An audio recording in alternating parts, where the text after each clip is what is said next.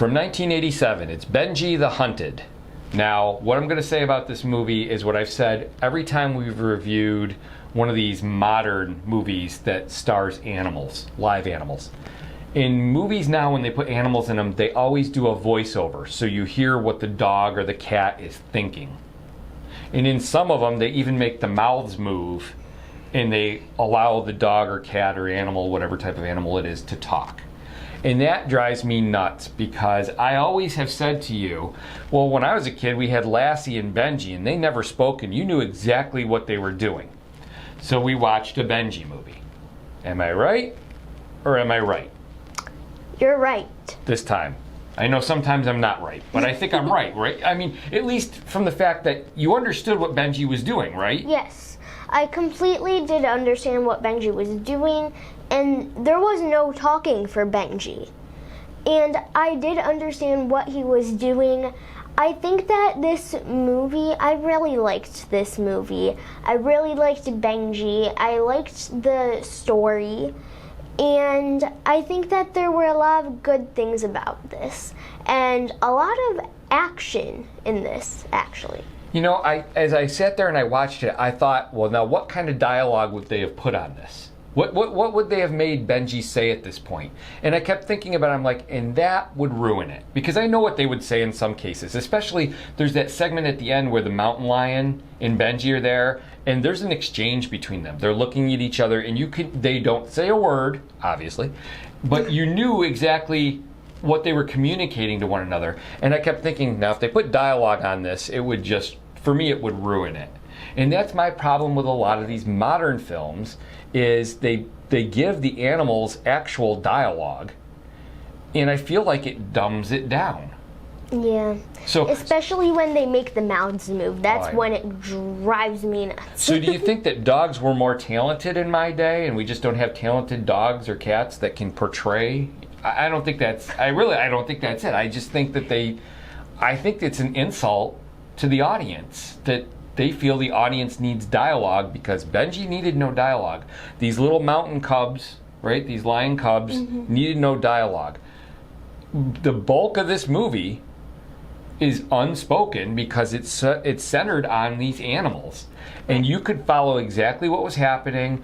You knew when the helicopter showed up that was Benji's chance for rescue. And what did he always do? He turned it down. Right, in order to make sure that the cubs were taken care of. He knew if he took his chance at rescue, the cubs would most likely die because they would be unprotected. And so every time the helicopter came around to save him, because he was lost at sea with his owner or his trainer. Right. They were in a boat and it capsized. And so there's a helicopter out searching for Benji, hoping that he's alive. And every time the helicopter comes around, he turns down his chance at rescue in order to save those cubs. It'll be very simple. He'll see the helicopter, and then he'll look over at the cubs, and you'll see the cubs, and then he'll look back, and then he'll kind of back into the bushes where he can't be seen. Right. You totally get what he's doing. Yes. You know his thoughts without him having to voice them. Right, and I think that's one, I think without a voice, this is a very good movie, but also with those cubs, I think that they were very cute. Colton kept on calling them cheetahs. Because they're spotted, yes, they did look like cheetahs. But I think that the whole story with the cubs, trying to protect the cubs and trying to get it to this other mountain lion. Right, another mother.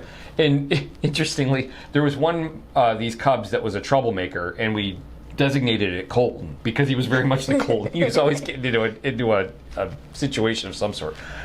Then that particular cub gets into some big trouble at one point, and Cole's like, "Oh no, that happened!" You know, he was very upset. Whoops, I didn't remember that from seeing it in the theaters, I guess, when I was a kid. You know, I will say this is not the best of the Benji movies as I remember them. It's really high on the cutesy factor here. Those cubs are extremely adorable, and they play on that quite a bit. However, I still think that the worst Benji movie, or perhaps the worst Lassie movie, is still probably better than a lot of the newer movies where they give the animal dialogue. Oh yes, definitely. I think that when people do a voiceover, and even when the dogs aren't moving their mouths, I still think it's either too much words or it's kind of annoying. And then when the dogs do move their mouths, I don't like that. So I think without either of those things, I could understand Benji, I could understand the cubs, and I could understand what they were doing. Right, and I mean, as a novelty, one or two of those films, you know, where they gave the dog a voice or a cat a voice, that would have been interesting. But they do it with every one of those films now. And I guess it's the difference between Three Men and a Baby and Look Who's Talking, right? In Three Men and a Baby, the little baby never speaks. You don't know what the little baby's thinking, but you can figure out what's going on, right?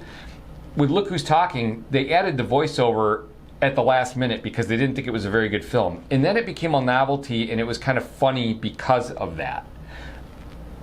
But that wouldn't work if you gave the baby in Three Men and a Baby a voice. And they give every animal dialogue and a voice now, and I just don't think it's necessary. Yeah, me either. I think that Benji was good. I liked how the wolf kept on coming back in this, and then eventually Benji gets rid of the wolf. Oh yeah, and in a big way too. I mean, Yes. It's really clever, and I could see it coming, and the way they filmed that, I thought was, I mean, the wolf's ending is quite dramatic, and I thought it was Yes. well done. Not graphic, just No. very dramatic. So. Yes, I think that... Doggone. You see what I did there? Anyway. Yeah. Actually, the wolf goes to Wall Street, and he starts with Leonardo DiCaprio years later. Move on. I think that Benji was very smart in this. And I liked how there were a bunch of different animals, whether it was an eagle or a mountain lion or whatever. I think that they did a really I thought it was very cool with all of the variety of animals, and each one got its own type of action. Yes, and they had a lot of animals in here, so that was and they got great performances out of these animals. And this was at a time when, you know, you could not abuse animals. We talked about when we saw Swiss Family Robinson, that was a different time period. But they really got, you know, exceptionally good footage with these animals, and it all worked. For me, anyway, it worked. Yes, I was also very into this. I don't know if you remember, but I was saying Mission 1, get rid of the wolf. Mission 2, get the cubs to the lion. Mission 3, get rescued. Yeah, so you were very, you know, and I kept thinking about it. I was like, I wonder for little kids if this would be stressful, because, I mean, they get really frustrated and worried about Benji, I would think. You know, I never saw these. As a little kid, I think I saw some Benji movies. I know I saw some Lassie movies. I don't remember them being traumatic or stressful, but I imagine it would be a little stressful for kids. Because you're getting a little bit like, you know, wanting it to happen. But anyway. All right. Anything else? No, I don't think so. Okay, for you? This is one to see. Okay. For me, I'm actually going to make it one for free. I think it's a good movie. I think it points out what I've said all along. And again, the worst Benji movie to me is better than a lot of these newer ones. I don't know if this is the best Benji movie, but if you can catch it for free, I definitely think it's worth, you know, looking at for the afternoon. So not a bad movie. All right. See what I did there? Oh, Daddy.